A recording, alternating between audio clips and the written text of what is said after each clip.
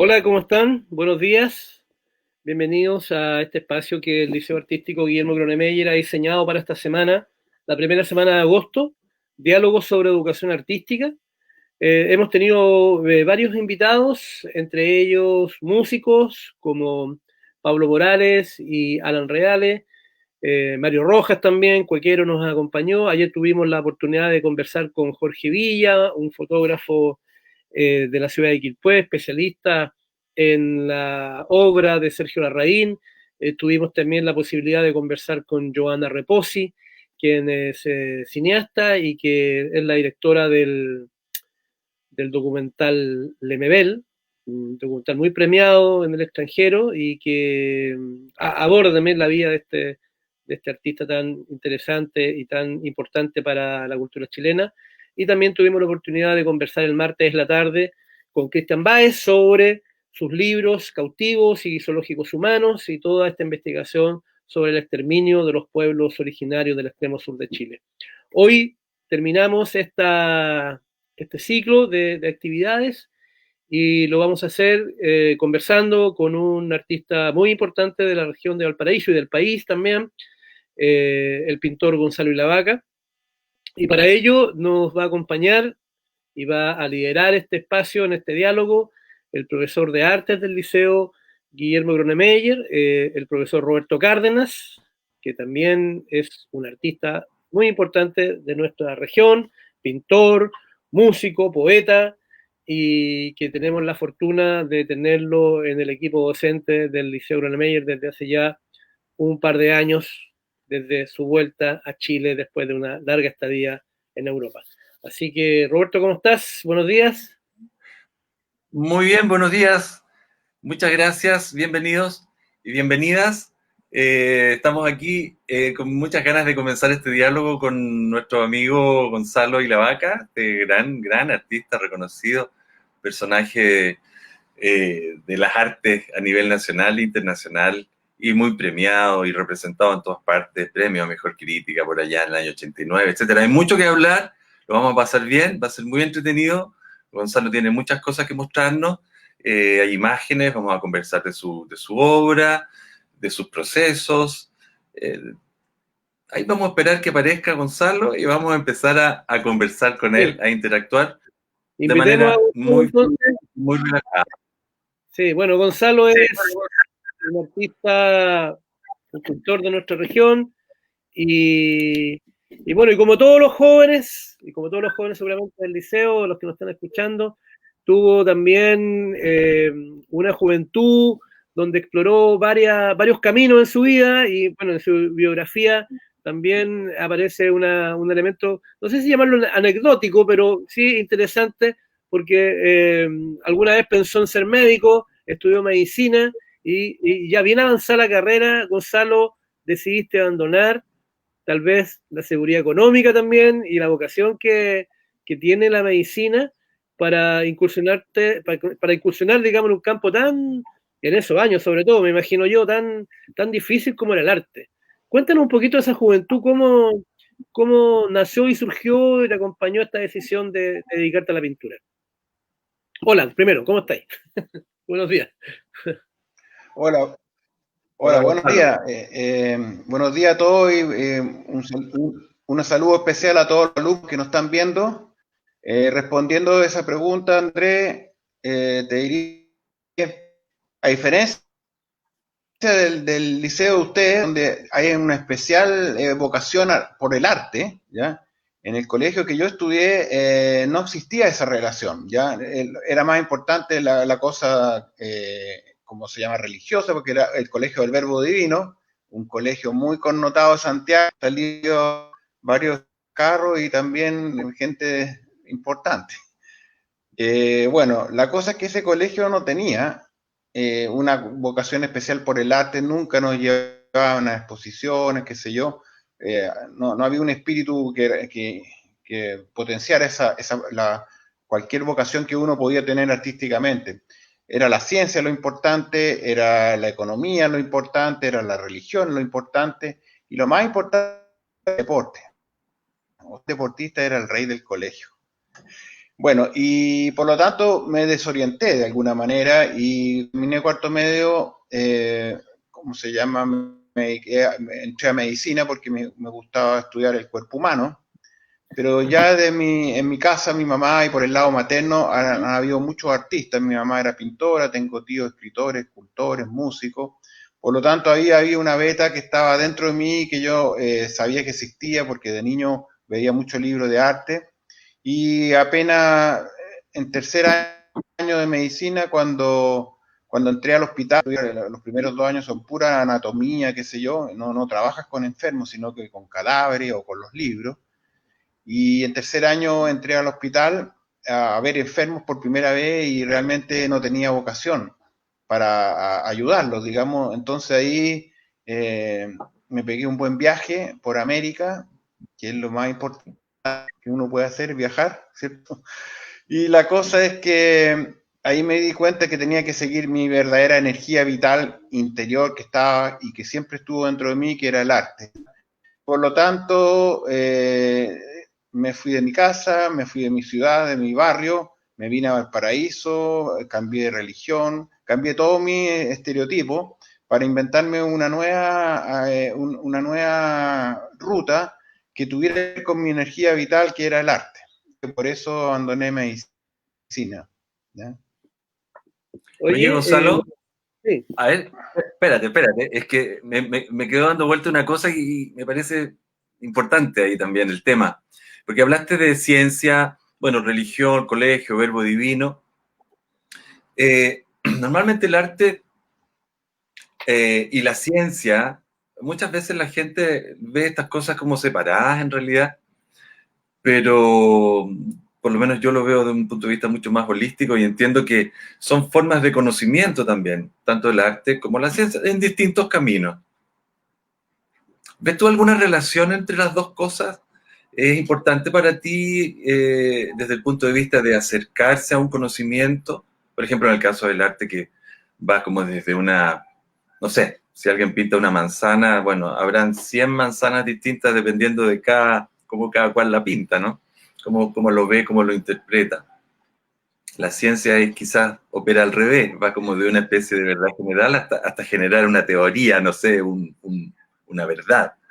¿Ves tú algún paralelo entre esas cosas? ¿O esos dos acercamientos? Mira, yo creo que el ser humano es algo muy complejo, ¿ya? Algo muy complejo, por lo tanto, cualquier forma de conocimiento nos viene bien, ¿ya?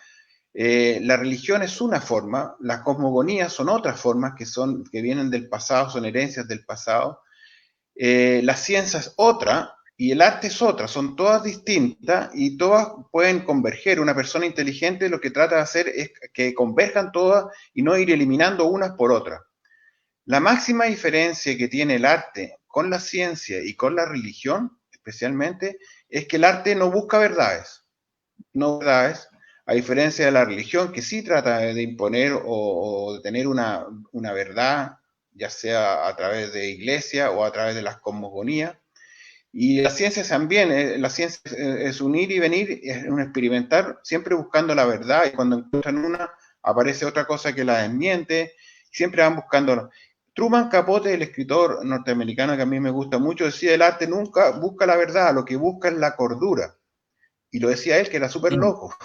Bueno, está lleno de artistas Sí, locos, pero al final lo que se busca es lo que se busca es la cordura. Y él decía, y yo lo puedo comprobar de la siguiente manera, cada vez que se acaba un imperio, que se acaba una civilización, a través de guerras, peste o lo que sea, ¿qué es lo que al final queda de todos esos esfuerzos científicos o qué sé yo? ¿Qué queda?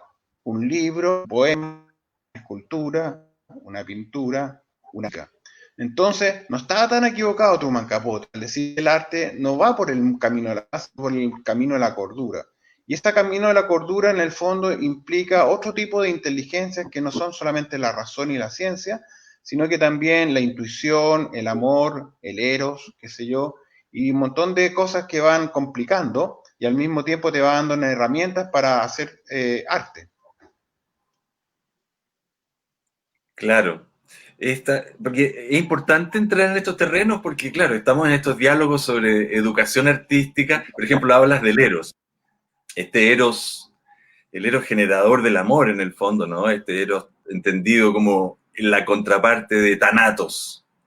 Es bonito hablar del Eros y el Eros como este motor, quizás el motor primero que mueve todos estos impulsos creativos y que nos llevan a esos territorios en los cuales las cosmogonías, hasta las raíces antropológicas, y todos esos terrenos en los cuales los estudiantes, en este caso, porque lo vamos a enfocar también hacia los estudiantes, ¿no es cierto?, debieran ser vinculados en las expresiones artísticas, que por otro lado están muy denostadas, tú sabes que por un sistema determinado en el cual estamos insertos nosotros, muchas veces lo que te pasaba a ti en tu colegio, en el Verbo Divino, que apuntan hacia otro enfoque más, digamos, academicista o más bien de resultados académicos, etcétera, etcétera. ¿Qué opinión tienes al respecto? Oye, Desde la educación. Antes que conteste Gonzalo, voy a leer unos comentarios que están llegando, antes que conteste. James Smith está saludando a Gonzalo y al panel, María José también, María José Colarte, John Merrick, que es nuestro profesor Israel Fortune, Mario Jofré, nuestro profesor de historia también conectado, interesado en la conversación, y desde Buenos Aires nos manda un mensaje nuestra amiga Viviana Sepúlveda, cineasta porteña afincada en Buenos Aires, siempre dice, ha visto los diálogos, y Marcelo Novoa, profesor del liceo, nos pregunta y nos dice, bueno, que el pintor y la vaca nos habla de su escritura, se extrañan sus retratos de artistas y personajes de la vida. Saludos desde Concón. ¿Cómo eso? También has incursionado en la escritura también, Gonzalo, ¿no? Es como has publicado un libro o varios libros, no sé cómo ha sido tu experiencia con esta vínculo que tienes con el arte.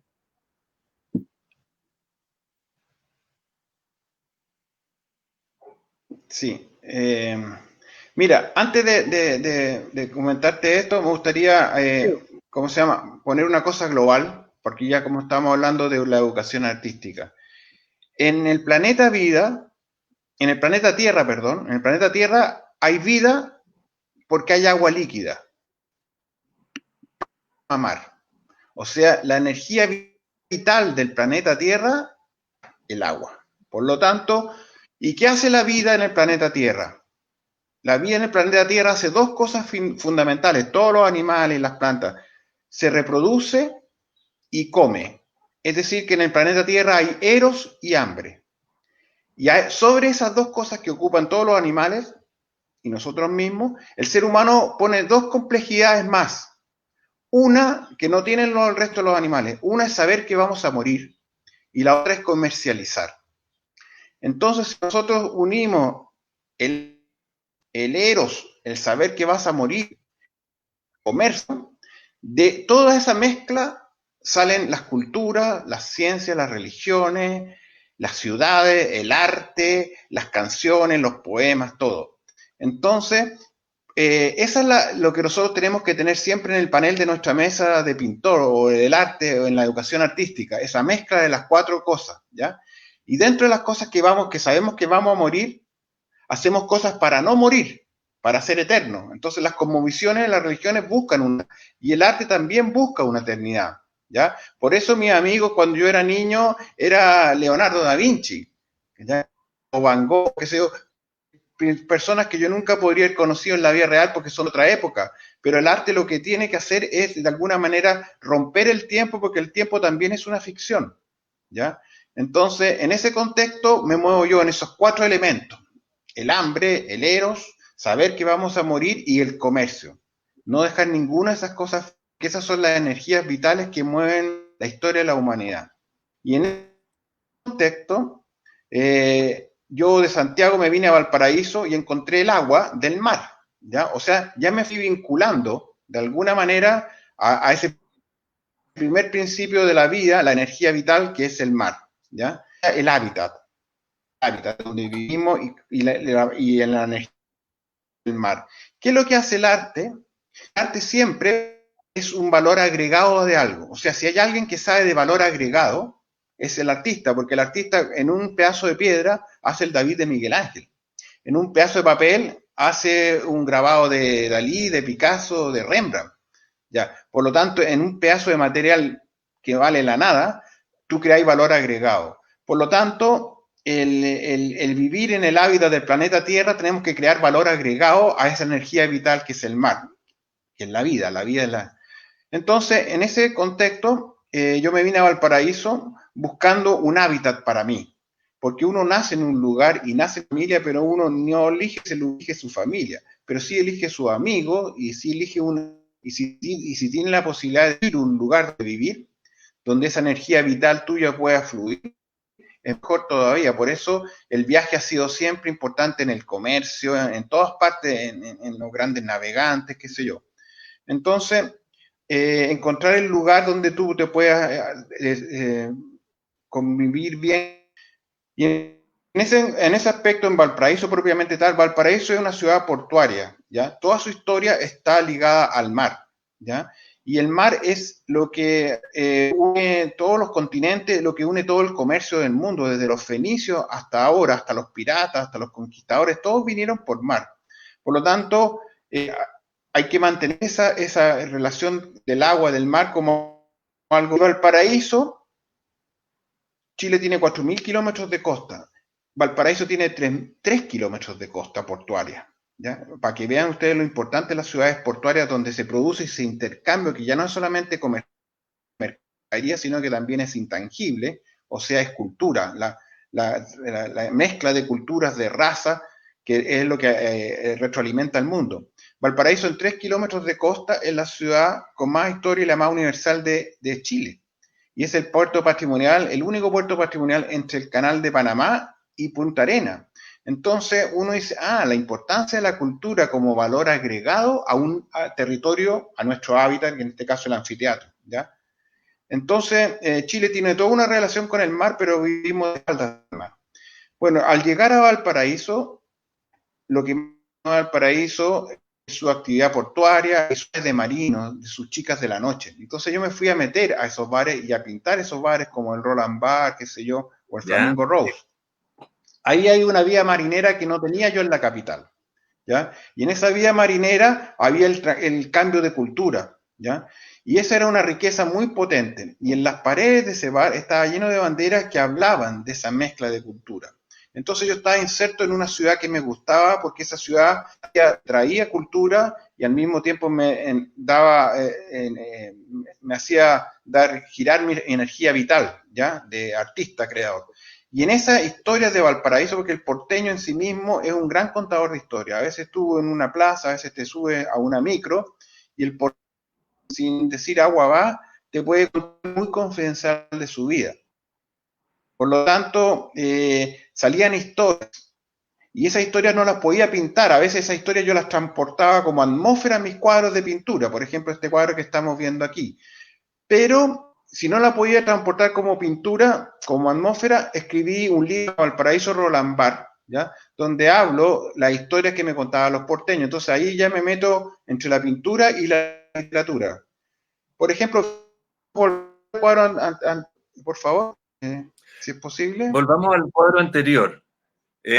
Gonzalo. No importa. Ese cuadro, por ejemplo, es la pintura del Roland Bar. Ahí están los marinos del Jeanne d'Arc, que son los marinos anteriores, por ejemplo. Déjame comentar, este cuadro anterior es una mezcla perfecta de lo que yo estoy hablando. Valparaíso como centro de lugar portuario. Ese personaje que tú estás ahí, y tú, Roberto, quizás lo conociste, es un tipo de Suecia que se llama Per Anders, un músico de Suecia, ¿ya? Que estaba en Suecia, que estaba perdido, que se sentía mal, que se sentía como un perro. ¿No está bien? Bueno, ese Per Anders se sentía como un perro, una bruja, a Suecia, a preguntarle qué podía hacer con su vida. Entonces la bruja le dijo, mira, tú tienes que ir a donde y ahí vas a encontrar tu amorcito. ¿Y cómo se llama ese lugar? Se llama Tierra del Fuego. Entonces él vendió sus cosas que tenía en Suecia y se vino y llegó al paraíso. Y no alcanzó a llegar a Tierra del Fuego porque en Valparaíso encontró su amorcito. Y como estaba tan contento y como él era músico, armó una banda musical acá en Valparaíso, media como gitana, con muchas mezclas de qué sé yo, de culturas musicales distintas.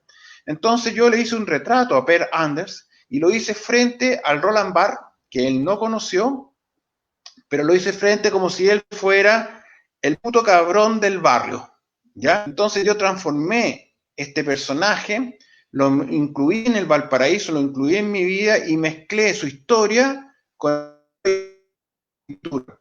Entonces es una forma de interactuar. Y cuando una ciudad te da esa posibilidad de ir conociendo a esa gente, tú vas armando atmósferas, vas armando pintura y también vas armando relatos.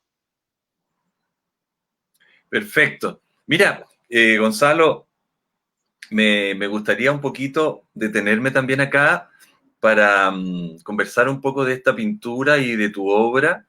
Yo recuerdo tempranamente por allá en el año 89, creo que fue el 89, que hiciste una exposición en la Sala Municipal de Arte de Valparaíso, la que está abajo donde se hacía la Bienal Internacional, ¿te acuerdas?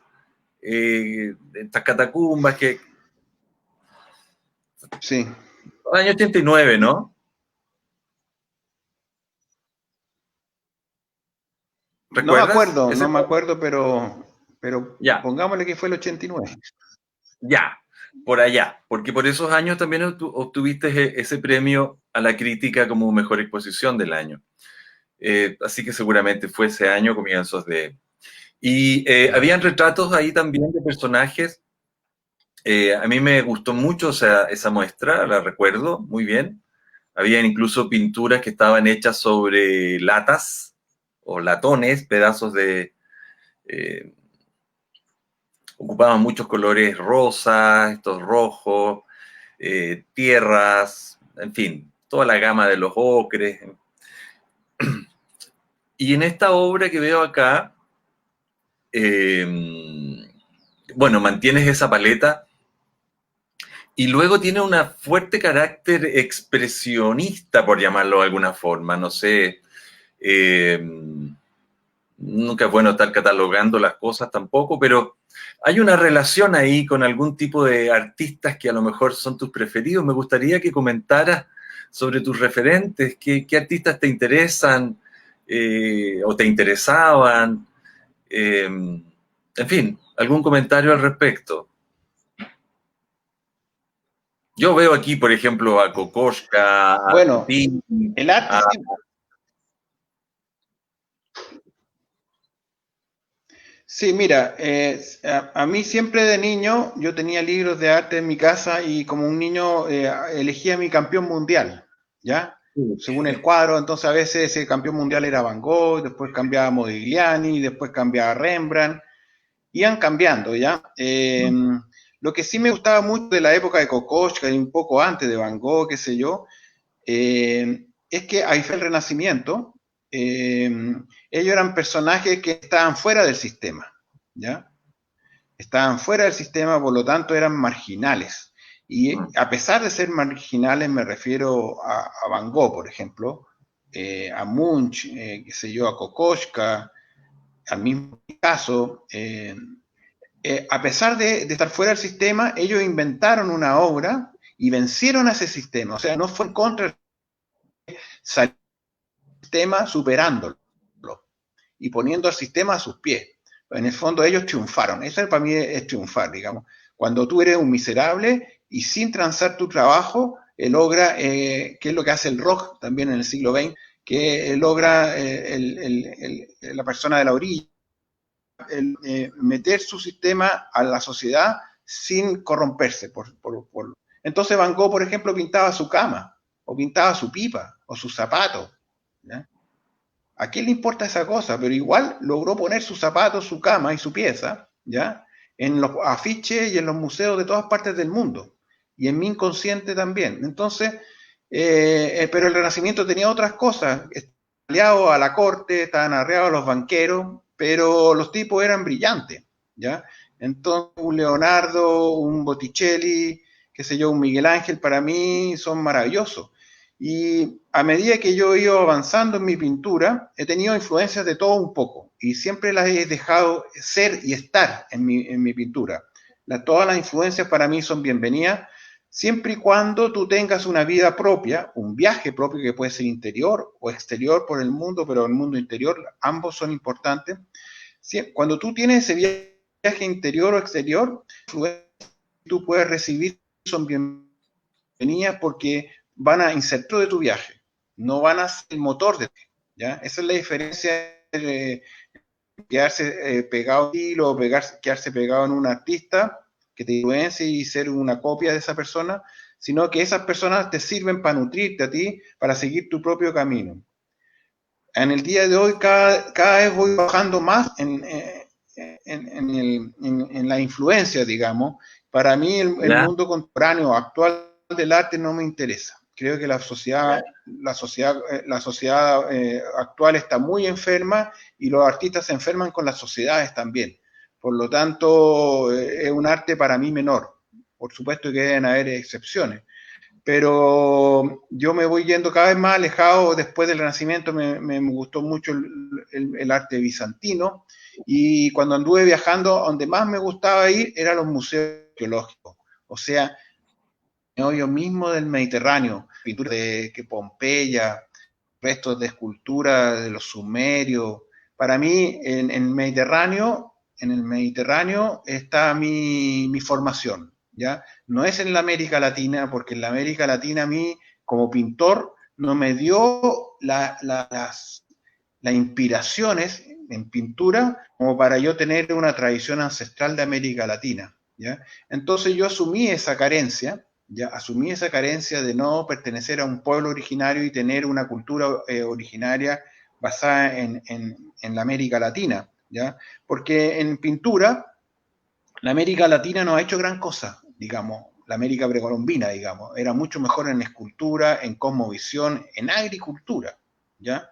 Por lo tanto, esos eran los fuertes, pero en pintura propiamente tal, para mí el Mediterráneo. Entonces, llevar, porque mi viaje estaba algo que estaba dentro mío también.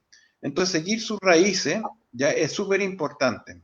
Y si tú las puedes seguir en la forma más libre posible, mejor todavía.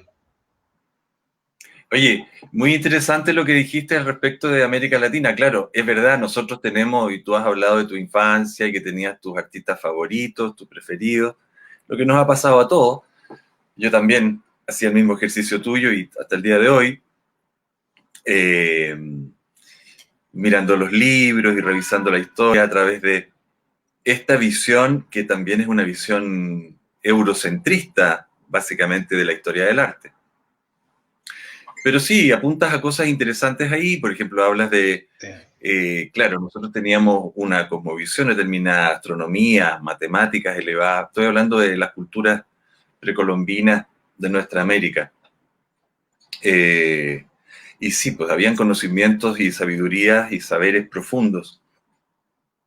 Pero claro, desde el punto de vista de la visión eurocentrista en la pintura, sí, ahí aparecen, no sé, piensa tú la invención del óleo nomás, con Jan van Eyck por allá, en esos años. Recién aparece, digamos, este artista. Anteriormente este era un artesano que fabricaba sus propios colores, recolectaba las hojitas, los pigmentos, las piedras, las molía, etcétera, etcétera. Sí, hay una visión ahí fundamental. El viaje a Europa. Bueno, nosotros tenemos una historia personal con Gonzalo.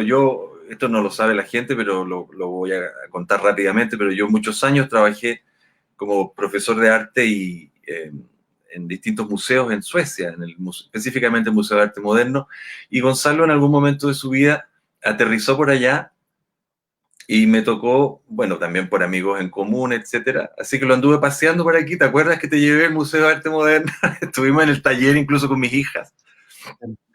Sacamos fotos, te las voy a mandar porque creo que no las tienes. Sí.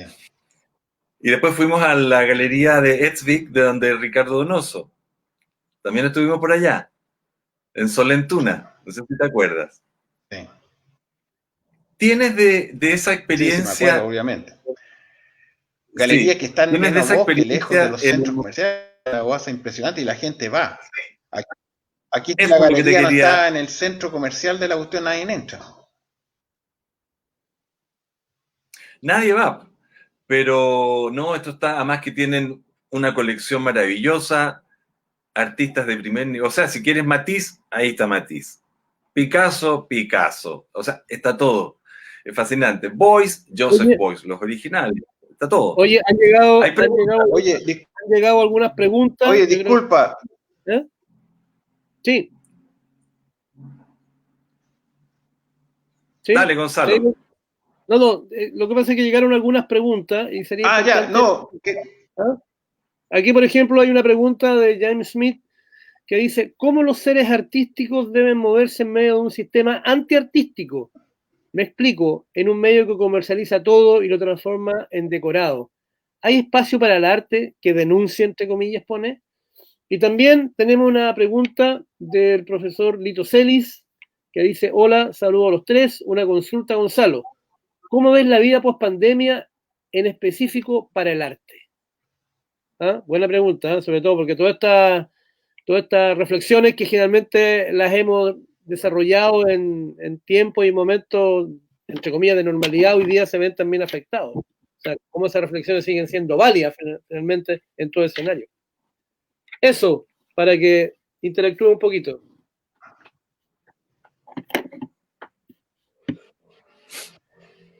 Oye, voy a tener que repetirme la primera pregunta. Con respecto a la segunda, la verdad es que no tengo idea qué va a pasar en el mundo post-pandémico.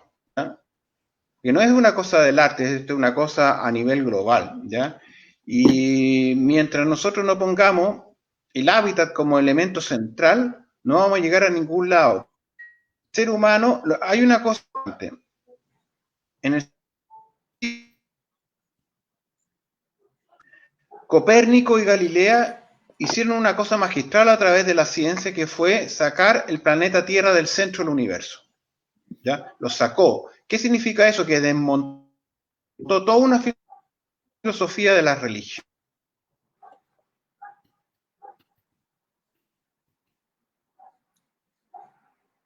Tenemos problemas técnicos con... ¿Hay algún problema? Sí, Gonzalo, no sé si escuchas. Oye, bueno, Roberto, para que no quedemos ahí con... Se nos Mientras fue... tanto, claro. Oye, de todas maneras... ¿Cómo los seres No, Es que está la pregunta de James, dice, ¿cómo los seres artísticos? Disculpa, Ahí. Ya. Ahí en la A ver, pantalla... vuelve a hablar. Entonces, yo a esa pregunta le digo, no tengo idea, viejo. Sí. Yo no tengo idea cómo se deben mover los seres artísticos, ¿ya? Lo único es que adentro de tuyo hay una energía vital que tú tienes que desarrollar, ¿ya?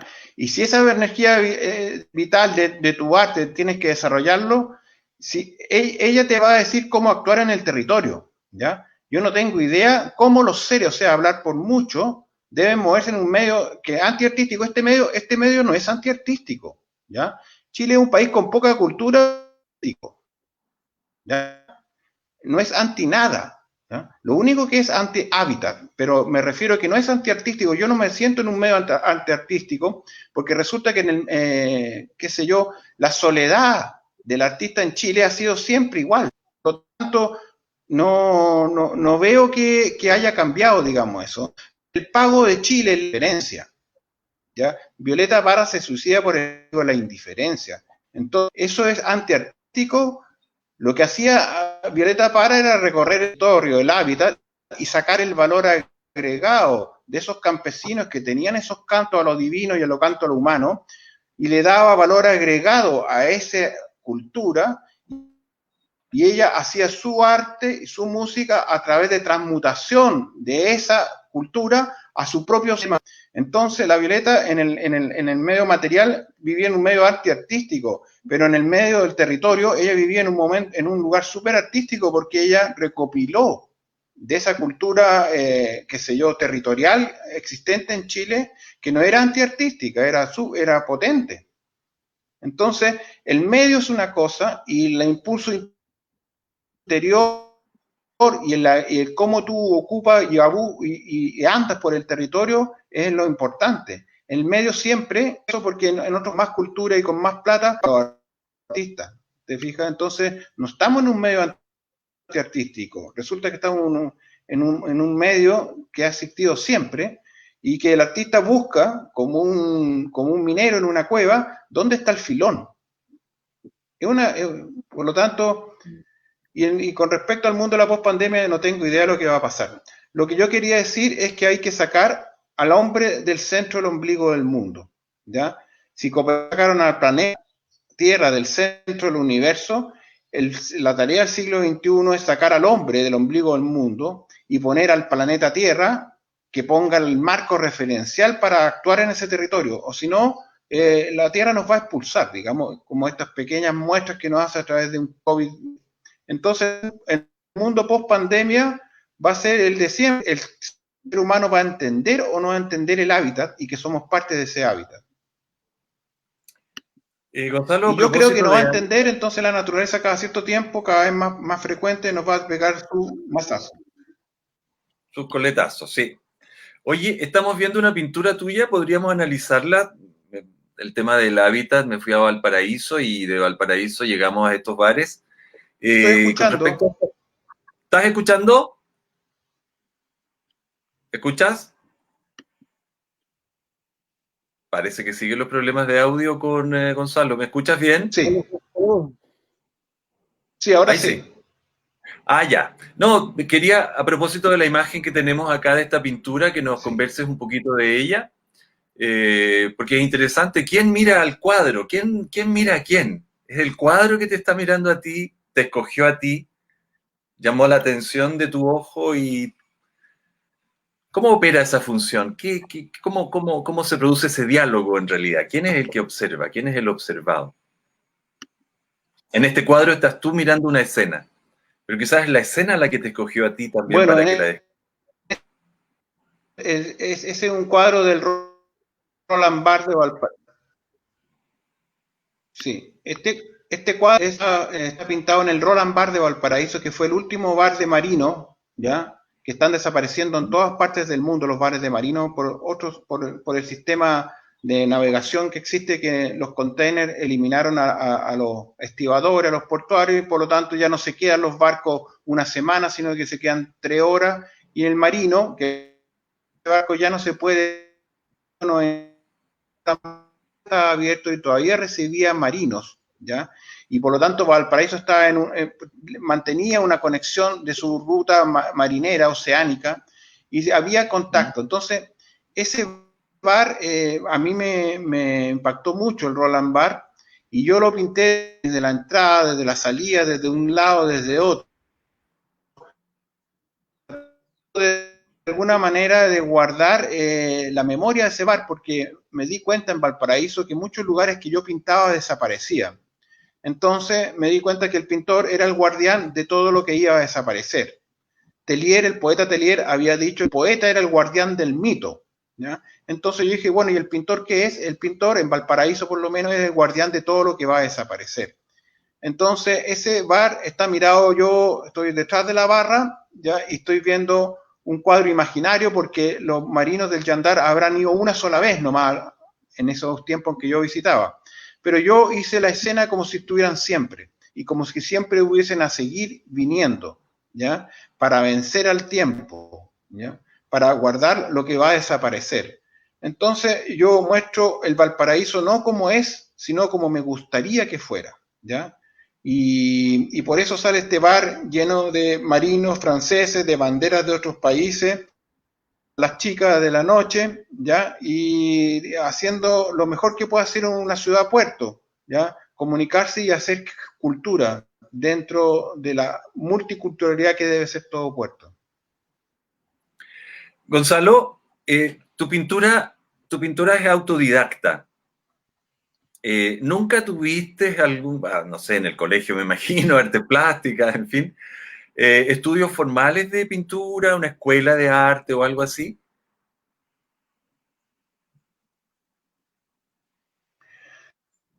No. Yo nunca, terminé de medicina y alguna vez fui donde una profesora que sabía arte, pero en realidad fui una vez, 2 veces, no marcó nada. Lo que sí hice al salir de medicina no fue ir a donde otro pintor que me enseñara, sino que fui a un restaurador, ¿ya? A un restaurador ahí en el pleno centro de Santiago, un tipo muy amable, y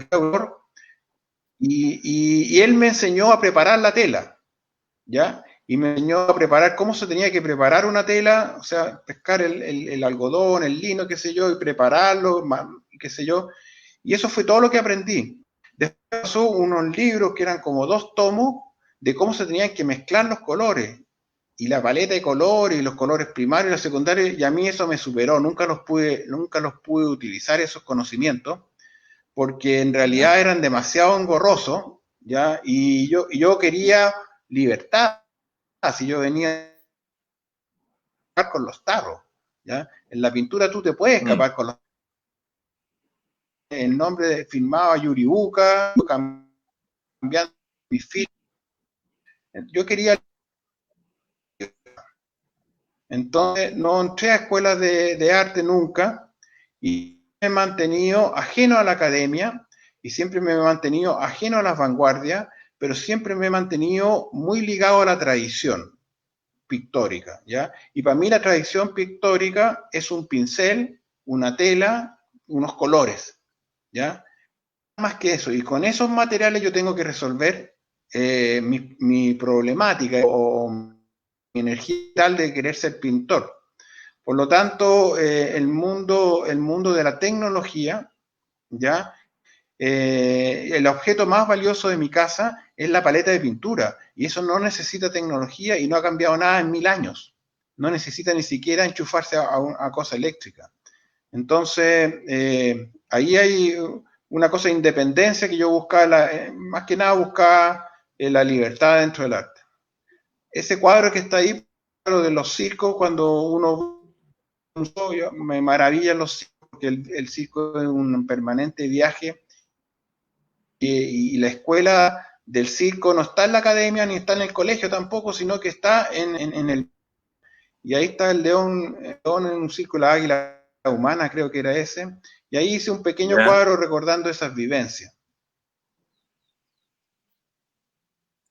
Oye, el tema de la trascendencia, conversabas de eso hace un rato atrás, desde la pintura yo también considero, yo también soy pintor, la pintura siempre he dicho que es la madre, y a mí me interesa mucho también el arte de los grandes maestros, desde el Renacimiento, bueno, toda la historia del arte en general.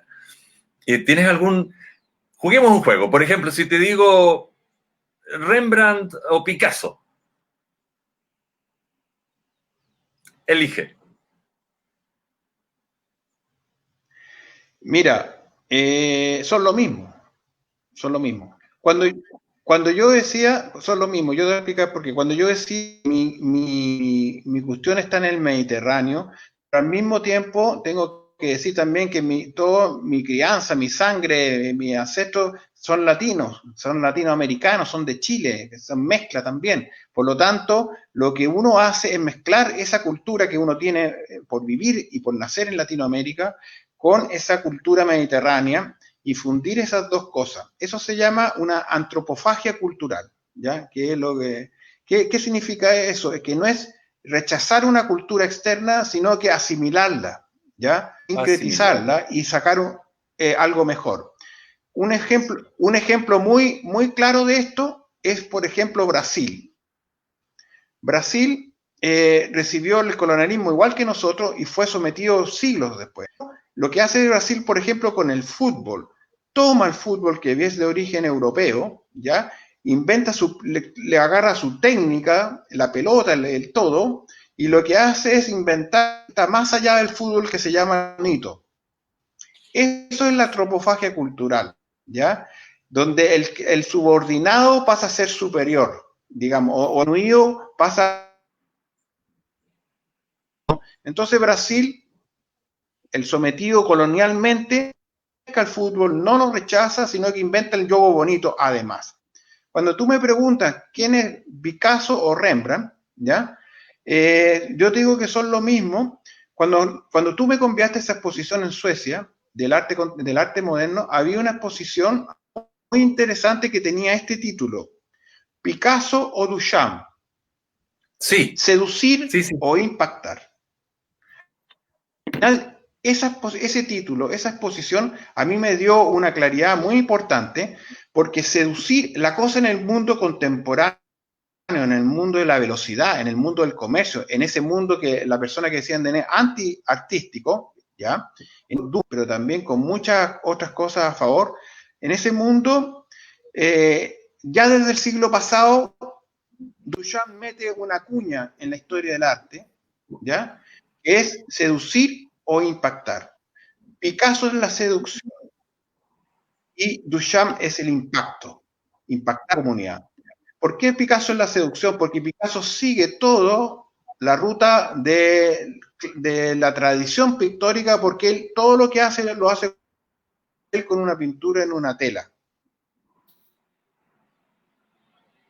A través de lo que no está de belleza, de estética, sino que a través de su arte él seduce, porque él es el último, ¿ya? De cultura que tenía que ver con la tradición de como seducción. ¿Ya? En cambio, Duchamp lo que hace es quitar la mano de Picasso, porque Picasso lo que hace en el fondo es la manualidad, no sé cómo se dice, manualidad, o sea, la mano como un elemento importante. Duchamp sabía que no podía competir en mano, talento de mano con Picasso, no podían competir. Por lo tanto, lo que él hace es sacar la mano, inventa y pone un urinario en un museo. Eso es impactar. Es arte, porque también está trabajando, está cambiando las cosas, ¿ya? Y la pone en un museo que es un lugar donde se exhibe arte. Fue muy brillante. Sí, genera un dispositivo, Es lo que se llama un seducir o dispositivo dentro impactar. del arte. Ren y Picasso pertenecen a la generación del seducir. Duchamp, Joseph Beuys y todo el mundo... Claro, que viene más del sí, Dada. es impactar. Que también, A ver, tenemos problemas de conexión. ¿Me escuchas, Gonzalo? ¿Me escuchas? Está un te poquito perdí un lento. poco, pero te escucho. Ah, perfecto. Ya. Sí, pero respecto a los dispositivos, por ejemplo, porque sí, Duchamp, Más o menos ahora. ahora sí me escuchas a mí más o menos. Te decía que con respecto a los dispositivos que se van generando, Ah, eh, en tu propio trabajo también eh, está el tema del viaje. El viaje es muy importante, ¿no? Que puede ser, en este caso, el dispositivo con el cual tú operas dentro de ese territorio artístico. Es muy importante el viaje para ti, ¿no es cierto? El viaje entendido como un trabajo biográfico que va contigo en la vida y las cosas que vas pintando dicen relación con tu viaje personal también como artista.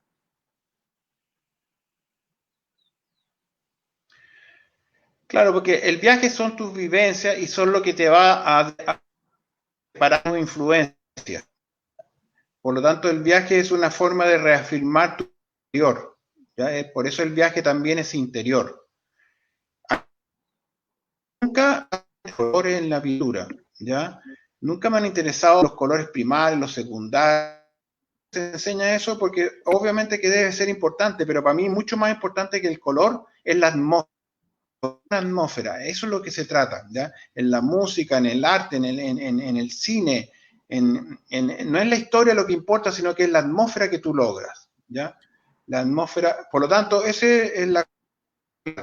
Y en el base es descubrir otra atmósfera en el mundo. Por lo tanto, es una verdadera escuela de arte, el viaje, lugar, y cada geografía y territorio, y cada persona tiene su propia atmósfera, ¿ya? Entonces, yo como pintor, lo que voy es en esa persona, en ese lugar, en ese territorio, buscar la atmósfera, ¿ya? Y compartirla con la mía para ahí traducirla en una pintura. Ya, sí, la atmósfera, tú lo has dicho, sí. La atmósfera es muy importante para ti. Al respecto de atmósferas y artistas que trabajaban mucho con atmósferas, por ejemplo, los impresionistas en general, que generaban esa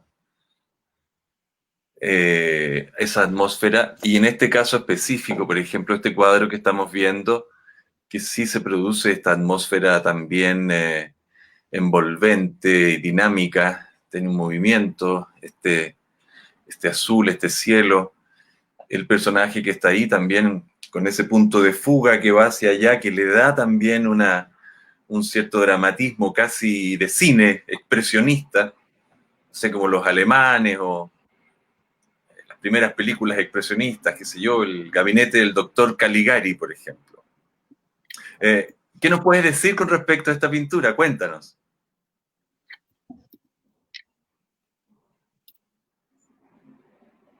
Mira, cuando hablábamos de los territorios y de la cosa latina, por ejemplo, este podría ser un cuadro podría ser medio europea, medio expresionista. El lugar gráfico y la atmósfera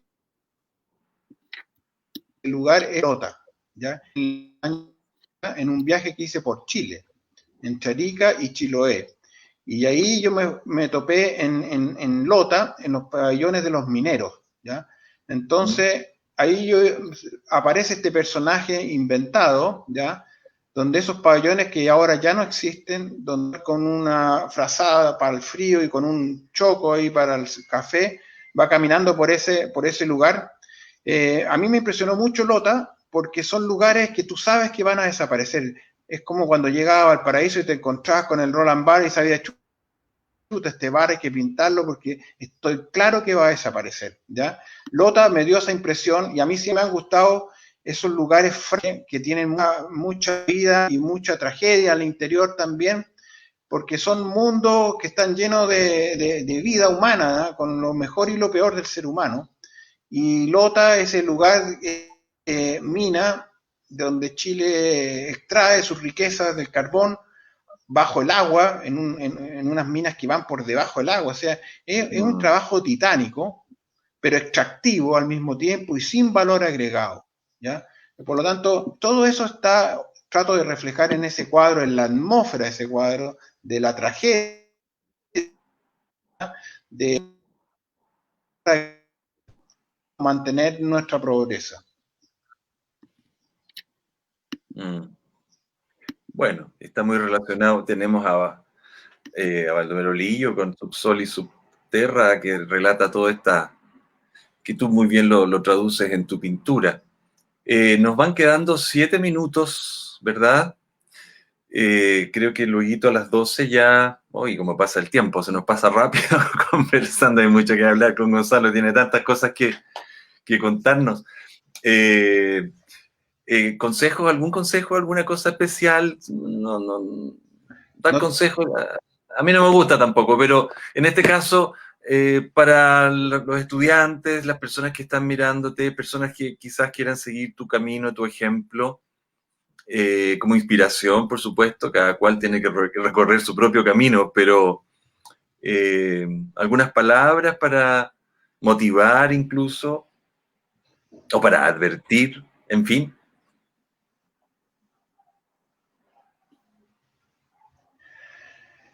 Ya, no te escucho muy bien, pero creo que entendí la pregunta. El único consejo que me atrevo a dar, ¿ya? Es que hay que creer en uno mismo, ¿ya?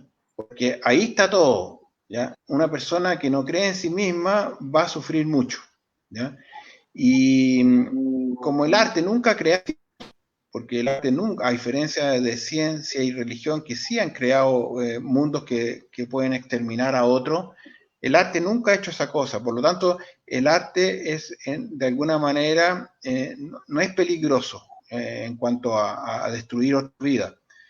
Y si unimos estas dos cosas de creer en uno mismo, y si el arte no es peligroso para destruir otras vidas, entonces uno tiene que creerse a uno mismo y ser incluso hasta un bastardo en eso, de creer a todo a rajadiablo en uno mismo para hacer su arte, ¿ya? Y por lo tanto, yo creo que eso, ¿no? Creer en, sí, en su, digamos, su energía, energía vital, en su voluntad de ser. Nietzsche decía que lo único verdadero en el mundo, sí, de la naturaleza y del humano, era la voluntad de ser. Todo lo otro estaba supeditado a eso. Sí, y tienes toda la razón. Y la voluntad de ser te han estado en la miseria. Da igual, ¿ya? La voluntad de ser lo importante. Perfecto, mira, tenemos una pregunta que nos gustaría leerla. Dice Claudio Juan Olivares Silva, Gonzalo, ¿utilizas la fotografía para la composición en tus pinturas? No, nunca. Yo siempre que he pintado, lo vuelvo a repetir, para mí el arte es la máxima libertad. No busco la perfección para nada, porque sé que la perfección es aburrida incluso. Por lo tanto, yo cuando he viajado, una tela, me pongo en el lugar, en el sitio, y si que necesito que me pueda cuadros y sigo otro lugar. Otras veces, como en el caso que hace aparecer una persona inexistente, ¿ya? Por lo tanto, yo pinto o dibujo el lugar, ¿ya? Y cuando llego al taller empiezo a hacer una escenografía con ese lugar y empiezo a inventar los colores y empiezo a inventar, ya tengo la estructura que es el dibujo, que es lo más importante en la pintura, es la estructura, los huesos, el esqueleto de nosotros, es lo que sujeta todos los músculos y los nervios. Esa es la estructura, se llama dibujo en pintura. ¿Ya? O sea, una persona que no dibuje bien va a tener que irse por el lado del mundo del abstracto, ¿ya? Porque por el mundo que no es abstracto, como en este tipo de pintura, el dibujo, yo no, cuando te dije que no estudié arte, ya Perfecto. El dibujo es el esqueleto, por supuesto, sí, es muy necesario y sabemos que si hay un mal dibujo por debajo, aprovechar la escuela, se nos desarma, claro. humanos, porque yo soy un pintor de figura humana, para tener modelos de cuál poder dibujar Oye, Gonzalo. Para mi arte, porque en el fondo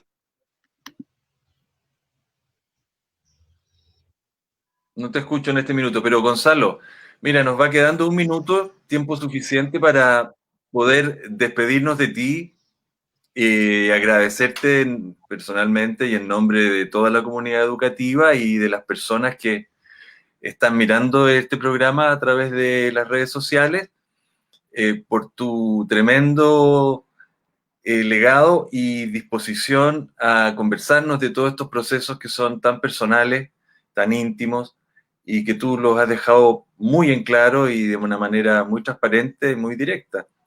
Te queremos dar las gracias. Ha sido, yo creo que un programa muy bonito, muy nutritivo.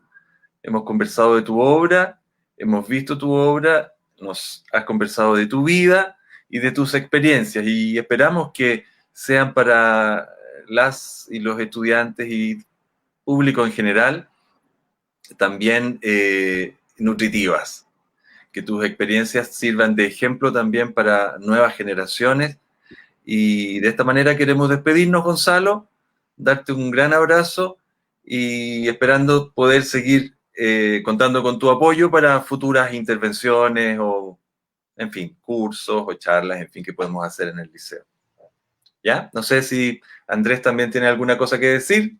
Ya va quedando poquito.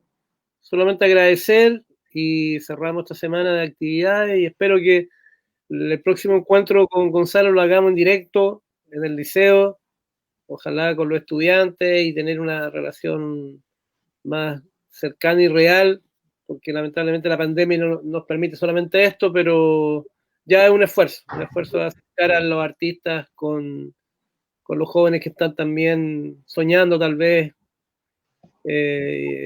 soñando obras o viajes o todo lo que conversó Gonzalo. Eso, Gonzalo, muchas gracias por todo. Muy agradecido a usted por la invitación. la invitación y saludo a todos los alumnos. Ojalá que algún día nos encontremos y podemos hacer un trabajo juntos. Y quizás hubieron algunos problemas de sonido, pero espero que se haya escuchado bien y que haya sido provechoso para todos. Sí, ya, muchas gracias. Ya, nos vemos. Muchas gracias, Gonzalo. Nos vemos. Adiós. Adiós.